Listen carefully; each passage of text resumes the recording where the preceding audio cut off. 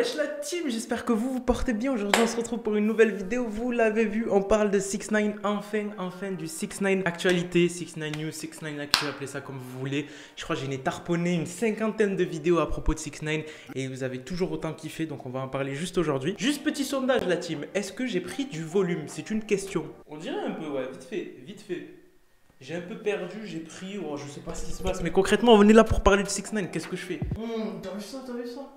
Donc juste avant qu'on parle de 6ix9ine la team, n'hésitez pas à exploser cette barre de like. Je sais que vous kiffez quand on parle de 6ix9ine, donc mettez-moi ces likes. Objectif 200 likes. Comme d'habitude, n'hésitez pas à vous abonner, activer la cloche de notification, c'est très important, et à vous abonner à mon compte Instagram qui s'affiche juste là. Donc n'hésitez pas, je réponds à tous les messages en retard, mais j'y réponds. Là, à propos de 6ix9ine, depuis très longtemps, on n'a aucune actualité. C'est pour ça que déjà, il y a moins de vidéos sur 6ix9ine, il y a moins de gens qui en parlent. On dirait que tout le monde l'a oublié, exactement comme 6ix9ine Actu nous l'a dit. Ça va faire exactement, il y a quelques temps, 69 jours que 6ix9ine n'a pas donné de signe de vie sur les réseaux. Ça ne veut pas dire qu'il est mort. Il y a des gens, ils ont dit signe de vie, il est mort ou quoi que ce soit. Non, ça veut juste dire que sur les réseaux, il a fait aucun communiqué, il n'y a rien qui s'est passé. Et concrètement, les gens, ils s'inquiètent, d'où le titre de la vidéo. 6ix9ine arrête-t-il le rap? Parce que franchement, c'est grave chaud. On avait appris qu'en fait, il était en surpoids, donc du coup, il faisait du sport, il a perdu ce poids-là, 30 kilos qu'il a perdu à peu près 2 mois, 2 mois et demi. Il a failli faire une overdose, il y a eu plein de choses autour de ça concrètement, mais il n'y a jamais eu genre une story de 6ix9ine qui revenait, qui était active sur les réseaux, qui a annoncé un nouveau son, qui teasait des choses. Même la personne qui fait ses designs et tout, etc. Il y a des gens qui sont partis les spams en commentaire et tout, etc. Quand ils sortaient des projets qui n'avaient rien à voir avec 6ix9ine, qui demandaient est-ce qu'il y a un projet avec 6ix9ine? La personne disait non, il n'y a rien.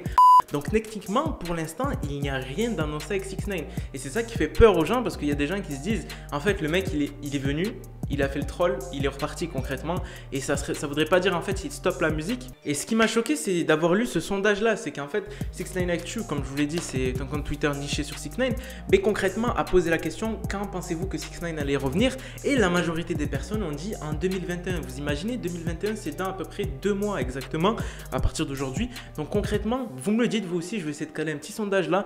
6ix9ine, est-ce que vous pensez qu'avant 2021 il va revenir ou après 2021? Vous me le dites concrètement. Mais moi, je suis persuadé à 100% que là, actuellement, il ne parle pas et il va revenir avec un gros projet.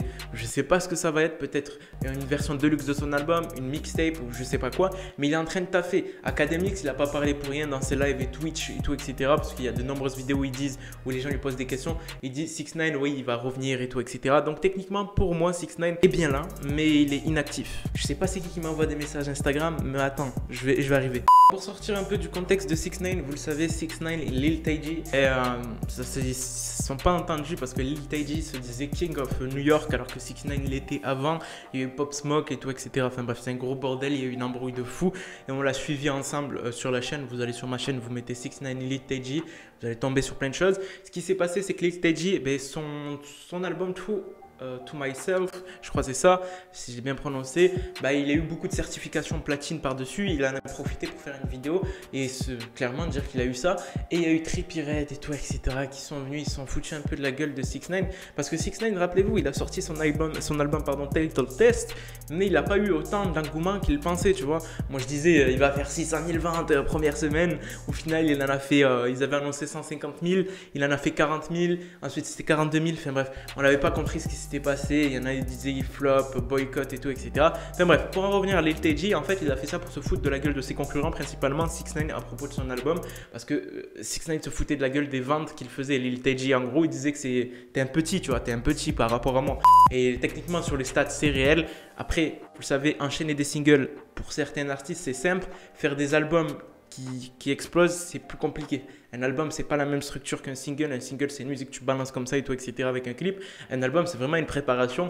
Faut vraiment rien louper en fait. Faut mettre que des bangers dedans et c'est ça qui va faire que ton album va être streamé énormément. Mais pour l'instant, franchement, au niveau des certifications, faut que j'aille m'informer. Je pense qu'il est certifié platine, Title Test, mais faut que je m'informe.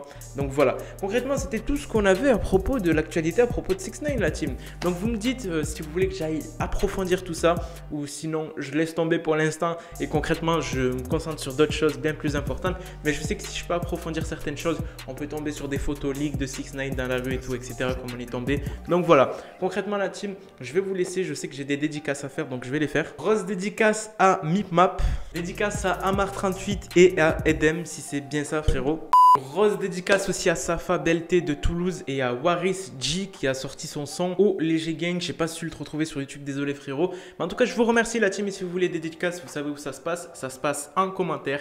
Sur ce, je vous laisse les gars, c'était Moha. Peace.